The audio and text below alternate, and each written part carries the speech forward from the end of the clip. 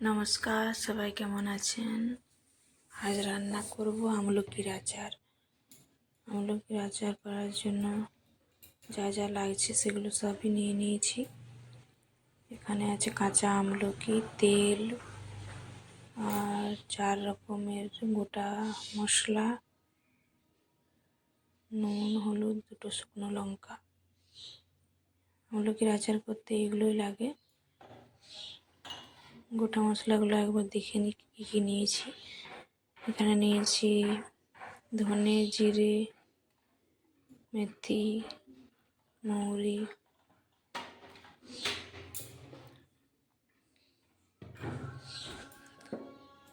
তেল আর কাঁচা আমলকি। মশলাগুলো কোটার জন্য একটা আমন্দিস্তা নিয়েছি। আপনারা মিক্সিতেও গুঁড়ো করতে পারেন, তবে পুরো গুঁড়ো করবেন না, আধা ভাঙা করে রাখবেন। যে কোনো আচার বানানোর জন্য মশলা আধা ভাঙাই করবেন, এই মশলার স্বাদ ভালো হয়। এবার চলুন এই মশলাগুলোকে ভেজে নিই। শুকনো খোলায় এগুলো ভেজে নেব।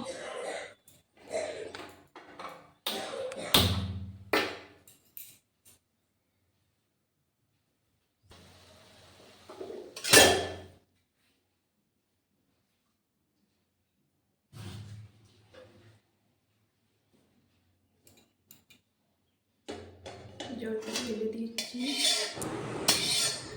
আপনারা দেখলেন যে গরম জলটা ফুটিয়ে কড়াটা ধুয়ে নিলাম। এটা করলে কি হয়, কড়াটা পুড়ে কম।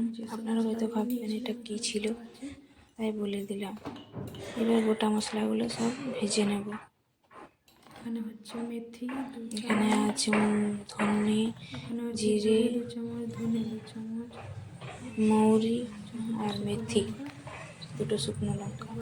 গোটা মশলাগুলো শুধু এখন ভাজবো। প্রথমে ভাজবো হচ্ছে ধনে, 2 শুকনো লঙ্কা প্রথমে দেবো, তারপরে হচ্ছে ধনে। মশলাগুলো কোনটা পরপর দিচ্ছি এগুলো নোটিস করবেন। সব মশলাগুলো সমান ভাজার দরকার নেই, কোনোটা একটু বেশি ভাজার দরকার, কোনোটা কম। ধনে দেওয়ার পরে আমি মৌরি দিয়ে দিচ্ছি। মৌরি দেওয়ার পরে আমি এবার দিয়ে দেবো হচ্ছে জিরে। মেথিটা সবার শেষে দেবো, কারণ মেথিটার ফ্লেভারটা তাহলে ভালো থাকবে। জিরে দিয়ে দিলাম, এবার দিয়ে দেবো মেথি, তাহলে মেথির ফ্লেভারটা ভালো আসবে। এই দেখুন মেথিটা সবার লাস্টে দিচ্ছি। হয়ে গেছে, এবার হালকা করে ভেজে নেবো।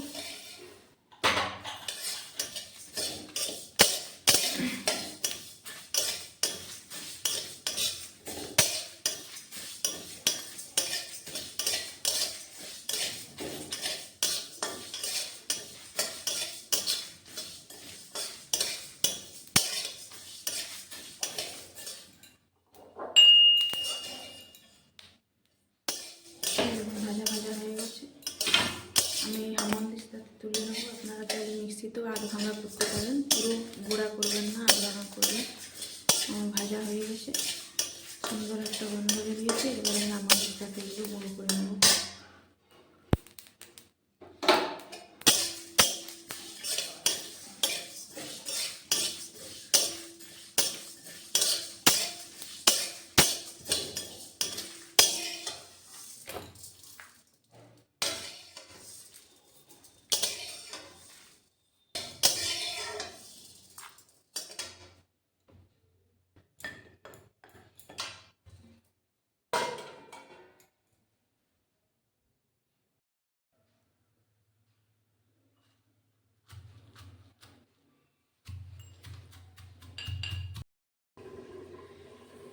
যে বাটিটাতে মশলাটা মাখবো আমি, সেটা ভালো করে এভাবে মুছে নিচ্ছি। বাটিটা অবশ্যই শুকনো হওয়া চাই, আচার অনেকক্ষণ ভালো থাকবে।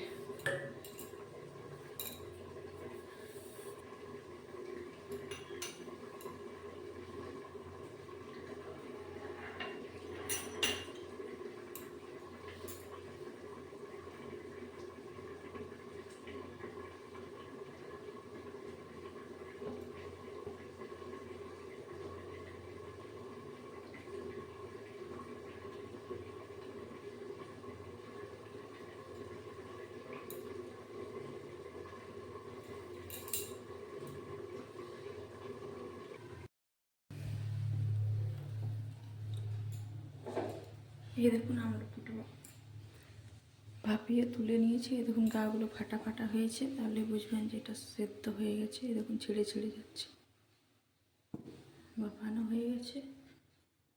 এবার কড়াইয়ে তেল গরম করে নেব।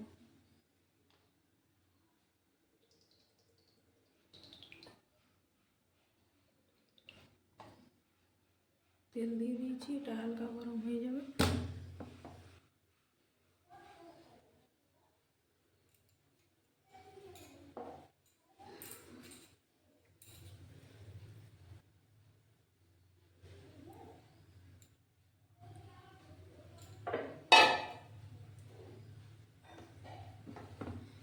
এবার আমলকিটা ছাড়িয়ে নিই, ছাড়িয়ে বীজটা আলাদা করে নিই।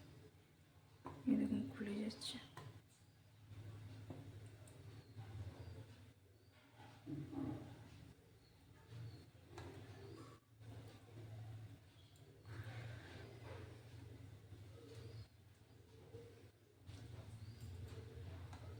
এভাবে হালকা চাপ দিলে এগুলো কোষগুলো খেলে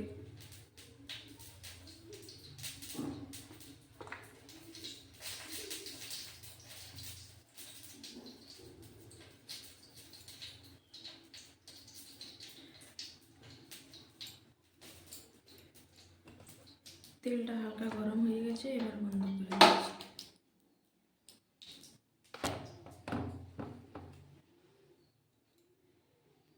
এগুলো সব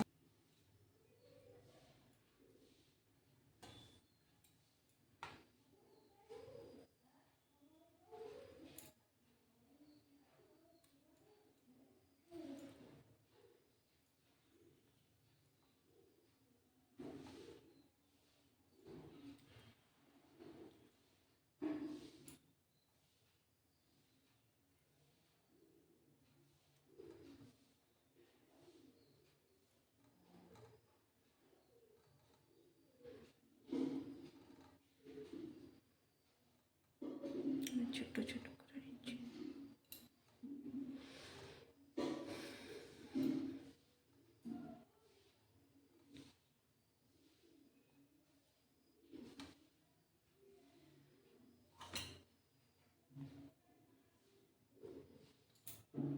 সবগুলো ছাড়ানো হয়ে গেছে, এগুলো আমি ফেলে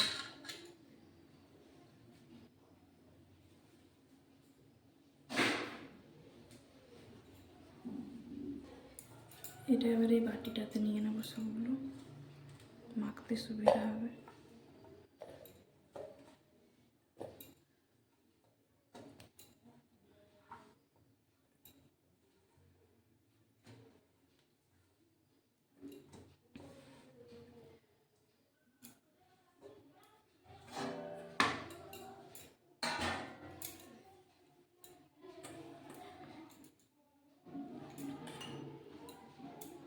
এবার দিয়ে দেবো নুন,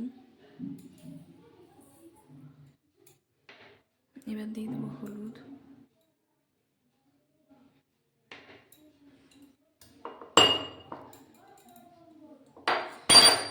এবার দেবো হচ্ছে সেই ভাজা মশলাটা।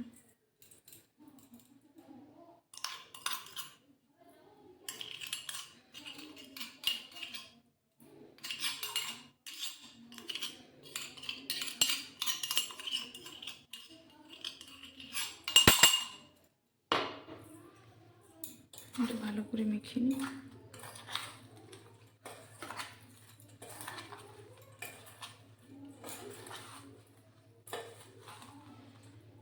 এটা আপনারা কাঁচের বয়াম রাখবেন, তাহলে অনেক দিন ভালো থাকবে। মাঝে মধ্যে রোদে দিয়ে দেবেন। আমার এই মুহূর্তে কাঁচের বয়াম খালি নেই, দেখি কিসে রাখা যায়। একটু আচার আছে, ওটা শেষ হয়ে গেলে ওইটা ঢুকিয়ে নেব।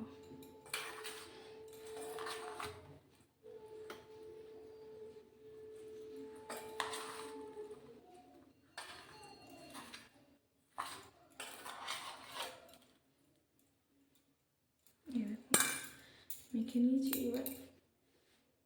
এবার সে গরম করে তেলটা দিয়ে দেবো।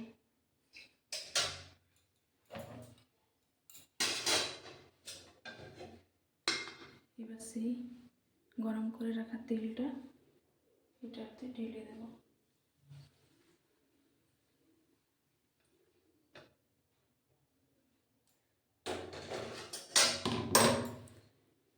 এখন তেল ঢেলে নিয়েছি, এবার মেখে নেব।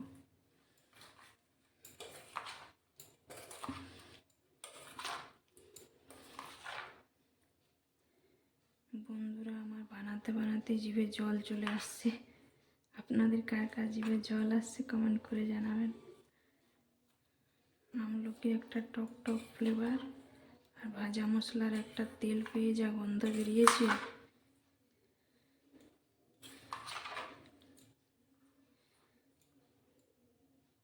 এটাকে আপনার প্রথম 7 দিন রোদে দেবেন, তারপর মাঝে মধ্যে রোদে দিলেই হবে।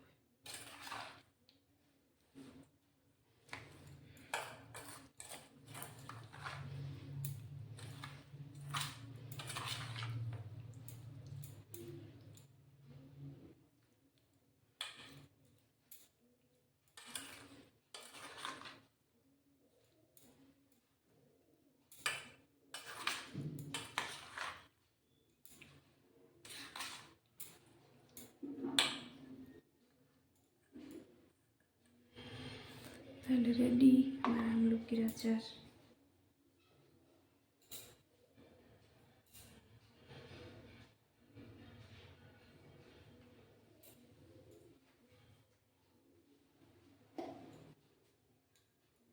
এই দেখুন, এটাতে আমার একটু আচার আছে, এটা শেষ হয়ে গেলে এই বয়ামটা ঢেলে নেব। এখন আমি একটা অন্য বয়ামে ঢেলে নিচ্ছি।